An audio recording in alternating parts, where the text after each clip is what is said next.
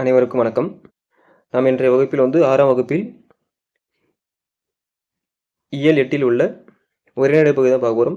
இதில் இன்றைய தலைப்பு என்னென்னா பசிப்பினி போக்கிய பாவகை என்ற தலைப்பை தான் பார்க்க போகிறோம். இந்த பசிப்பினி போக்கிய பாவகை யாருடைய கதையை பற்றி கூறுதுன்னா மணிமேகலை பற்றி தான் கூறுது. இந்த மணிமேகலை யாருன்னா கோவலனுக்கும் மாதவிக்கும் பிறந்தவள் தான் இந்த மணிமேகலை. அதாவது சிலப்பதிகாரம் மணிமேகலை என்ற இரட்டை காப்பியத்தில் மணிமேகலை என்றது ஒரு காப்பியம். அந்த காப்பியத்தில் மணிமேகலைக்கு எப்படி அமுத சுரப்பி அல்லல்ல குறையாத அமுத சுரப்பி கிடைத்தது, அதனால் அவர் செய்த அறக்காரியங்கள், பசியால் வாடிய அனைவருக்கும் உணவு வழங்கிய நிகழ்ச்சி தான் இந்த பாடத்தில் நம்ம பார்க்க வரும். வாங்க பாடத்துக்குள் போகலாம். நுழையும் முன் பாருங்க, உலகில் தோன்றிய அனைத்து உயிர்களுக்கும் இன்றியமையாதது உணவு. இப்போ இதுக்கு கொஸ்டின் கேட்பாங்க, உலகில் தோன்றிய அனைத்து உயிர்களுக்கும் இன்றியமையாதது டேஸ் அப்படின்னா உணவு. உலக உயிர்கள் அனைத்தும் வாழ்நாள் முழுவதும் உணவு தேடியே உழைக்கின்றன. உணவே உயிர்களுக்கு ஆதாரமாக விளங்குகின்றது.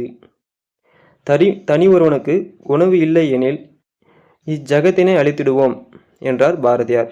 இதுவும் கொஸ்டின் கேட்பாங்க, இது கொடுத்து தனி ஒருவனுக்கு உணவு இல்லை எனில் இஜகத்தினை அழித்திடுவோம் என்று கூறியவர் யார்னா பாரதியார். பசித்திருக்கும் ஒருவனுக்கு உணவு அளிப்பது டேஸுக்கு இணையானதுன்னா உயிர் கொடுப்பதற்கு இணையானது.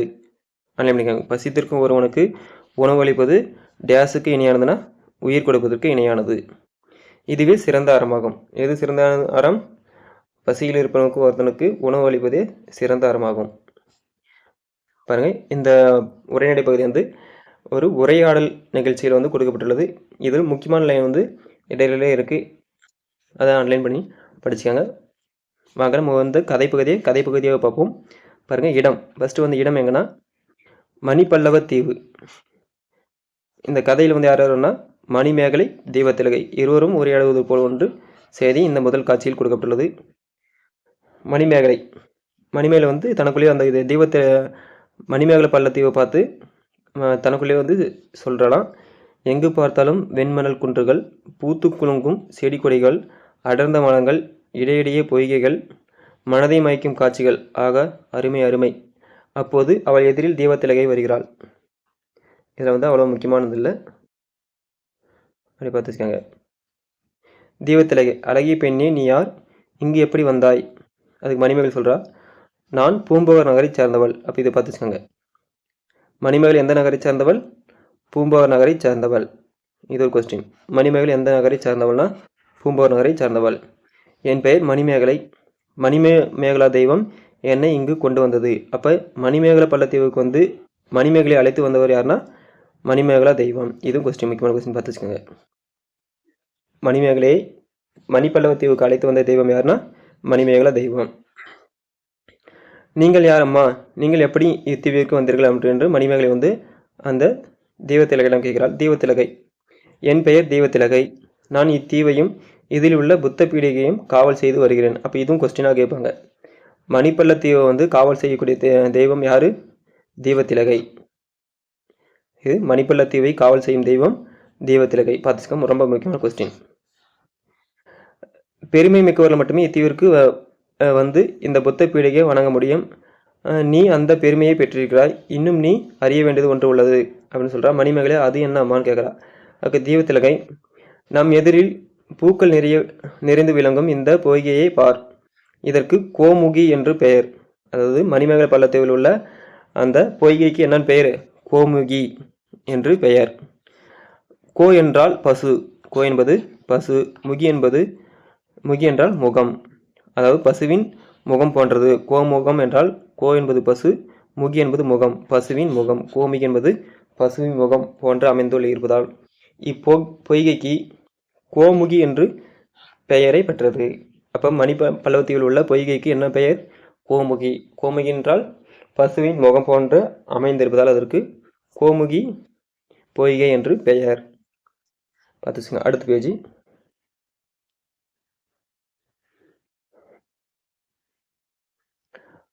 அடுத்து மணிமேகலை, ஓ அப்படியா, வடிவத்திற்கு ஏற்ற பெயராக இருக்கிறது. தெய்வத்திலகை, பொய்கைக்கு வேறு ஒரு சிறப்பும் உண்டு. இந்த இது பார்த்து வச்சுக்காங்க, இது முக்கியம். அதாவது வைகாசி திங்கள் முழு நிலவு நாளில் இப்பொய்கையில் நீரின் மேல் ஓர் அரிய பாத்திரம் தோன்றும். அது ஆபுத்திரன் கையில் இருந்த அமுத சுரப்பி என்னும் பாத்திரம் ஆகும். ரொம்ப ரொம்ப முக்கியமான பேராக பார்த்து வச்சுக்காங்க. எந்த நாளில் வந்து அந்த கோமகி பொய்கையில் வந்து அமுத சுரப்பி மேலே வரும் அப்படின்னா வைகாசி திங்கள் நாள். அந்த அமுத சுரப்பி வந்து இதுக்கு முன்னாடி யாரிடம் இருந்ததுன்னா ஆபுத்திரனிடம் இருந்தது. 2 கொஸ்டின் கேட்பாங்க. எந்த நாளில் அந்த அமுத சுரப்பி வெளியே வரும்னா வைகாசி திங்கள் முழு நிலவு நாளில் வந்து அந்த பொய்கை மேலே வரும். அதை இதற்கு முன்பாக யார் வச்சுருந்தார்னா ஆபுத்திரன் வச்சுருந்தார். பார்த்து வச்சுக்காங்க. அடுத்து மணிமேகலை. அமுத சுரப்பியா, அதன் சிறப்பு என்னன்னு கேட்குறா தெய்வத்திலகை வந்து. அந்த பாத்திரத்தில் இட்ட உணவு எடுக்க எடுக்க குறையாமல் வளர்ந்து கொண்டே இருக்கும். அதனை கொண்டு எத்தனை பேருக்கு வேண்டுமானாலும் உணவு அளிக்கலாம். மணிமேகலை. அப்படியா, வியப்பாக உள்ளதே அப்படின்றாங்க. இதெல்லாம் வந்து கதை வடிவாக பார்த்து வச்சுக்கோங்க. நான் சொல்கிறது மட்டும் ஆன்லைன் பண்ணுறது மட்டும் முக்கியமானது நோட்ஸ் எடுத்து படிச்சாங்க. தெய்வத்திலகை. ஆம், அந்த பாத்திரம் தோன்றும் வைகாசி முழு நிலவு நாள் இன்று தான். இவ்வாறு தெய்வத்திலகை சொல்லி கொண்டிருக்கும் போதே பொய்கையில் நீருக்கு மேல் அப்பாத்திரம் தோன்றியது. மணிமேகலை அதனை வணங்கி கையில் எடுத்தாள். தெய்வத்திலகை மணிமேகலை சொல்கிற பாருங்க. மணிமேகலையே, உயிர்களின் பசி போக்கும் அமுத சுரப்பியை நீ பெற்றுள்ளாய். இனி இவ்வுலகம் உயிர்களுக்கு பசி இல்லாமல் போகும்படி உணவு வழங்கி உயர்வு பெறுவாயாக. இது பார்த்து வச்சுக்கோங்க.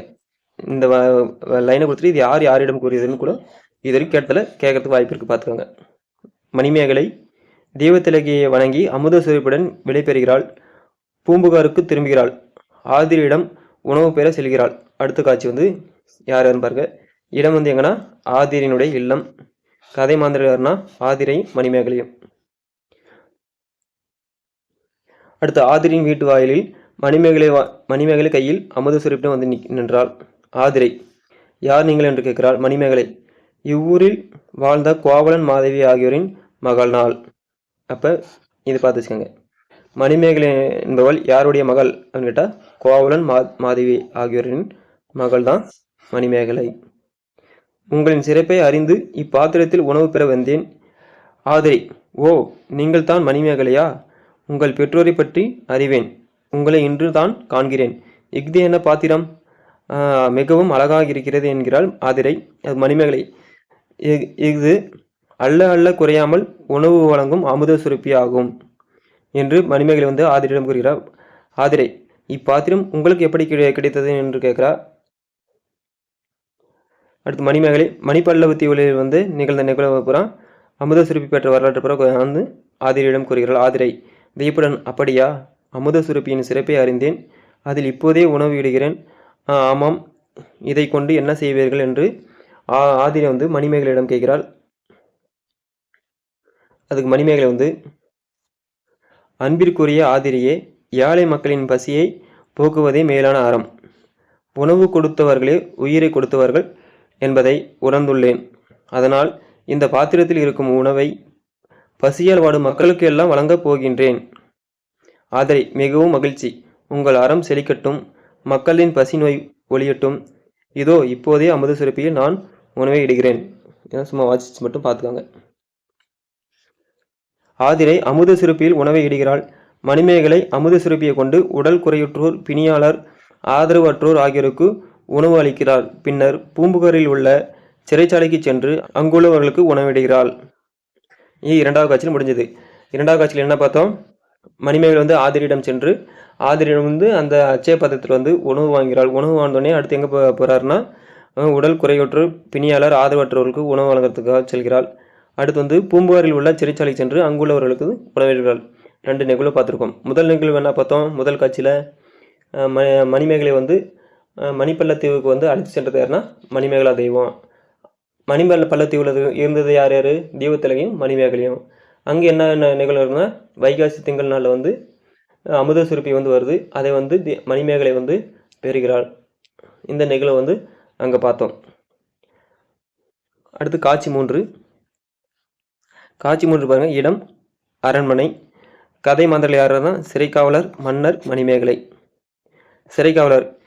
வேந்தே வணக்கம். இன்று காலை நம் சிறைச்சாலைக்கு இளம்பெண் ஒருத்தி வந்தால் அவள் கையில் ஒரு சிறிய பாத்திரம் இருந்தது. அந்த சிறிய பாத்திரத்திலிருந்து உணவை அள்ளி அள்ளி சிறையில் இருந்த அனைவருக்கும் வழங்கினாள். அதனால் அந்த பாத்திரத்தில் இருந்த உணவு குறையவே இல்லை. மன்னர் வியப்புடன், என்ன ஒரு சிறிய பாத்திரத்திலிருந்து உணவை எடுத்து அத்தனை பேருக்கு வழங்கினாளா? அப்பெண்ணை உடனே அழைத்து வா என்றார் மன்னர். சிறைக்காவலர், ஆகட்டும் மன்னா. சிறைக்காவலர் மணிமேகலை மன்னரிடம் அழைத்து வருகிறாள். மணிமேகலை மன்னரை வணங்கி, அருள் உள்ளம் கொண்ட அரசே வணக்கம். மன்னர், பெண்ணே, நீ யார்? உணவு அல்ல அல்ல குறையாத இப்பாத்திரத்தின் பெயர் என்ன? இது உனக்கு எப்படி கிடைத்தது என்று கேட்கிறார். மணிமேகலை தனக்கு அமுத சுரபி கிடைத்த வரலாற்றை மன்னரிடம் கூறுகிறாள். மன்னர் மிக்க மகிழ்ச்சியுடன், மாதவம் செய்தவளே, இந்த உலக மக்களின் பசுப்பினி தீர்க்கும் பாங்குடைய அறத்தை செய்கிறாய். நான் உனக்கு செய்ய வேண்டிய உதவி யாதேனும் இருக்கிறதா அப்படின்னு கேட்கிறார் மன்னர். மணிமேகலை, அன்பால் ஆட்சி செய்யும் அரசே, சிறைச்சாலையில் தண்டனை பெற்றவர்கள் திருந்தி வாழ வழி காண வேண்டும். அதாவது சிறை கோட்டத்தை அறக்கோட்டமாக மாற்ற வேண்டும். இந்த லைனு இதை பார்த்து வச்சுக்கோங்க. இந்த இது முக்கியமானது. எதுனா, சிறைச்சாலையில் தண்டனை பெற்றவர்களை திருத்தி வாழ சிறை கோட்டத்தை அறக்கோட்டமாக மாற்ற வேண்டும் என்று மணிமேகலை மன்னரிடம் வேண்டுகிறாள். இந்த இது பார்த்து வச்சுக்கோங்க. இதெல்லாம் வரிசைப்படுத்தல கொடுத்து கேட்பாங்க. அடுத்து மன்னர் அதற்கு என்னவெல்லாம் செய்ய வேண்டும் என்று கேட்கிறார். மணிமேகலை வாழ்க்கைக்கு அறம் சொன்ன வள்ளுவர் வாழ்ந்த நாடு. வாழ்க்கைக்கு அறம் சொன்ன வள்ளுவர் வாழ்ந்த நாடு இது. புக்தர் பிறந்து அறம் போதித்த பூமி இது. எவை நன்மைகள் எவை தீமைகள் என்பவற்றை எல்லாம் தக்க அறிஞர்களை கொண்டு சிறையில் உள்ளவர்களுக்கு எடுத்து கூற வேண்டும். மேலும் அவர்களுக்கு பெற்றோரை மதித்தல், முதியோரை பேணல், உறவினர்களை அரவணைத்தல் போன்றவற்றை வலியுறுத்தும் அறநெறி கல்வியை அளிக்க வேண்டும். இந்த பக்கத்தையும் பார்த்து வச்சுக்காங்க. அதாவது சிறையில் உள்ளவர்களுக்கு என்ன மாதிரியான கல்வி வழங்க வேண்டும் அப்படின்று கூறியதாக கேட்கலாம். என்ன மாதிரி கல்வி பாருங்க. பெற்றோரை மதித்தல், முதியோரை பேணல், உறவினர்களை அரவணைத்தல் போன்ற அறநெறி கல்வி அளிக்க வேண்டும். இதுவே என் வேண்டுகோள் மன்னா என்கிறாள். மன்னர், நல்லறம் புரியும் நங்கையே, உன் வேண்டுகோள் அத்தனையும் நடைமுறைப்படுத்த ஆணையிடுகிறேன். நீ வாழ்க, உன் அறம் வாழ்க. மணிமேகலை நன்றி மன்னா என்று வணங்கி விடை பெறுகிறாள். பாருங்க, இந்த பாடத்தில் நம்ம எப்படிலாம் கொஸ்டின் கேட்பாங்க அப்படின்னா, முதல்ல இருந்து வாசிச்சு பாருங்க. முக்கியமான நம்ம ஆன்லைன் பண்ணதை மட்டும் பார்த்துக்கோங்க. இதுலேருந்து எப்படி கேள்வி கேட்கலாம்னா, இந்த பேரை உலகில் தோன்றிய அனைத்து உயிர்களுக்கும் இன்றியமையாது என்னது? உணவு. இன்றியமையாது உணவு. அடுத்து, தனி ஒருவனுக்கு உணவு இல்லை எனில் இஜகத்தினை அழித்து விடுவோம் என்று கூறியவர் யாரு? பாரதியார். பசித்திருக்கும் ஒருவனுக்கு, அதாவது உணவு அளிப்பது உயிர் கொடுப்பதற்கு இணையானது. பசித்திருக்கும் ஒருவனுக்கு உணவு அளிப்பது உயிர் கொடுப்பதற்கு இணையானது என்று கேட்கலாம். அடுத்து, காட்சி ஒன்றில் இல்லைன்னா, மணிமேகலையின் நகரம் என்னது? மணிமேகலையுடைய நகரம் பூம்புகார். மணிமேகலையுடைய நகரம் பூம்புகார். அடுத்து, மணிமேகலை மணிப்பள்ளத்தீவிற்கு அழைத்து சென்றது யாருன்னா மணிமேகலா தெய்வம். மணிப்பள்ளத்தீவையும் அங்குள்ள புத்த பீடையும் காவல் செய்து வந்தவள் யாருன்னா எந்த தெய்வம்? தெய்வத்திலகை. யாரு? தெய்வத்திலகை. மணிப்பள்ளத்தீவில் புத்த பீடிகையை வணங்கும் பெருமை பெற்றவள் யாரு? மணிப்பள்ளத்தீவில் உள்ள புத்த பீடிகையை வணங்கும் பெருமை பெற்றவள் மணிமேகலை. மணிப்பள்ளத்தீவில் உள்ள பொய்கையின் பெயர் என்ன? மணிப்பள்ளத்தீவில் உள்ள பொய்கையின் பெயர் என்ன? கோமுகி. கோமுகி என்றால் என்ன? கோ என்பது பசு, முகி என்பது முகம். பசுவின் முகம் போன்று அமைந்திருப்பதால் இப்பொய்கைக்கு என்ன பெயர்? கோமுகி என்று பெயர். அடுத்தது, கோமுகியில் என்ன வைகாசி திங்கள் முழு நில நாளில் இப்பொய்கை நீர் மேல் ஒரு அரிய பாத்திரம் தோன்றும். அந்த அரிய பாத்திரத்தின் பெயர் என்ன? அமுத சுரப்பி.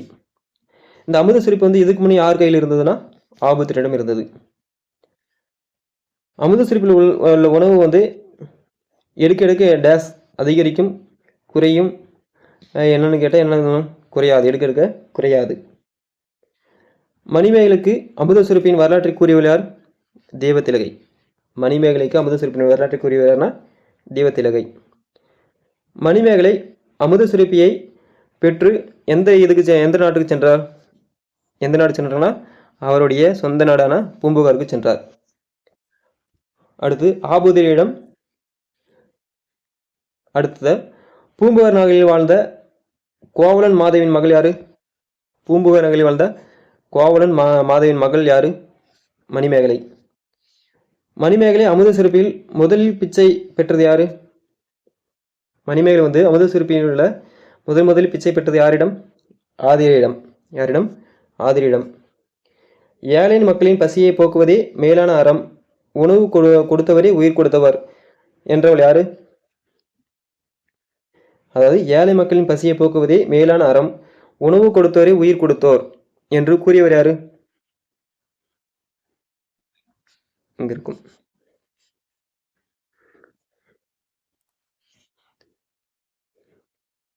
ஏழை மக்களின் பசியை போக்குவதே மேலான அறம், உணவு கொடுத்தவரே உயிர் கொடுத்தோர் என்றவர் யார்?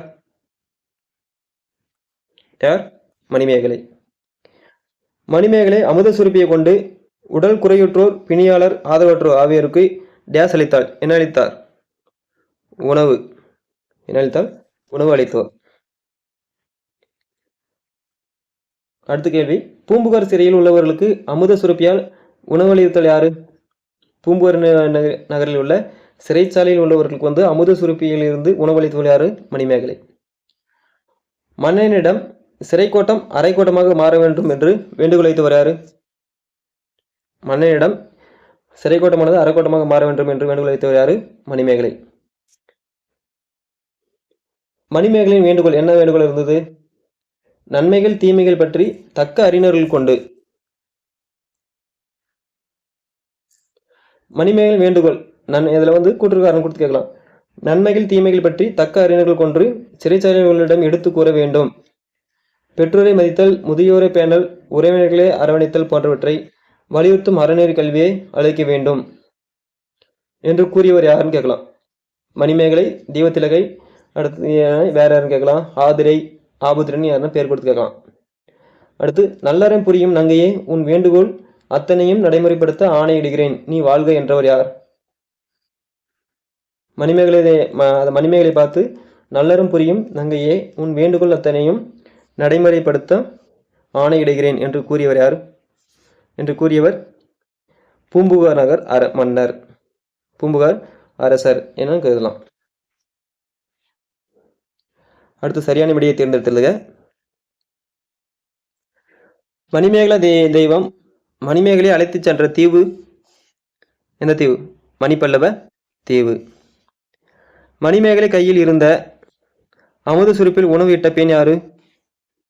யாரு? சித்திரை, ஆதிரை, கைசாண்டிகை, தீவத்திலகை, ஆதிரை. சொற்று அமைத்து எழுதுக, அதெல்லாம் பார்த்துக்கோங்க. அமுத சுரப்பின் சிறப்பு என்னன்னா, அமுத சுரப்பின் சிறப்பு வந்து அல்ல குறையாது. கோம்பிகை என்பதன் பொருள் என்பது பசு முகம் போன்ற பொய்கை அமைப்பை உடையது. அடுத்த பார்க்கக்கூடியது கதைப்பகுதி. கதைப்பகுதியில் வந்து பாதம் என்ற கதைப்பகுதி கொடுக்கப்பட்டுள்ளது. இந்த கதைப்பகுதியில் வந்து நமக்கு முக்கியமான தகவல் ஒன்றும் இல்லை. இதில் ஆசிரியர் குறிப்பு மட்டும் பார்த்துக்கோங்க. ஆசிரியர் குறிப்பு, நூல்வெளி. பாதம் என்ற கதையினுடைய ஆசிரியர்னா எஸ் ராமகிருஷ்ணன். பாதம் என்ற கதையினுடைய ஆசிரியர்னா எஸ் ராமகிருஷ்ணன். இவர் வந்து தற்கால தமிழ் எழுத்தாளர். எஸ் ராமகிருஷ்ணன் யாருன்னா தற்கால தமிழ் எழுத்தாளர் ஆவார். இவர் வந்து நாவல்கள், சிறுகதைகள், கட்டுரை தொகுப்புகள், சிறுவர் இலக்கியங்கள் என இவருடைய படைப்புகள் வந்து நீண்டு கொண்டே உள்ளது. உபபாண்டவம், கதவிலாசம், தேசாந்திரி, கால் முளைத்த கதைகள் முதலிய ஏராளமான நூல்கள் வந்து எஸ் ராமகிருஷ்ணன் அவர்களால் வந்து எழுதியுள்ளார். நமக்கு கொடுக்கப்பட்டுள்ள இந்த பாட பகுதியான கதை பாதம். இந்த பாதம் என்பது தாவரங்களின் உரையாடல் என்னும் சிறுகதையின் தொகுப்பில் வந்து இடம்பெற்றுள்ளது. அப்ப எந்த கதை பகுதியில் பாதம் என்ற கதை பகுதி இடம்பெற்றுள்ளதுன்னா தாவரங்களின் உரையாடல். எஸ் ராமகிருஷ்ணன் அவர் வந்து சஞ்சாரம் என்ற இசை நூலை வந்து இவர் எழுதியுள்ளார். இந்த நூலுக்காக சாகித்ய அகாடமி பெற்றுள்ளார். எந்த ஆண்டு பெற்றுள்ளார்னா 2018ஆம் ஆண்டு சாகித்ய அகாடமி விருது பெற்றுள்ளார். ஓகே, இன்றைய வகுப்புடன் வந்து நம்ம 6ஆம் வகுப்பில் உரைநடை பகுதியும் கதை பகுதியும் பார்த்துட்டோம். அடுத்த வகுப்பில் வந்து 6ஆம் வகுப்பில் உள்ள பெயர்ச்சொல் என்ற இலக்கண பகுதியும், அதைத் தொடர்ந்து இந்த 6ஆம் பகுதியில் மொழித்திறன் அதுவும் அதனோட திருக்குறளையும் பார்ப்போம். நன்றி, வணக்கம்.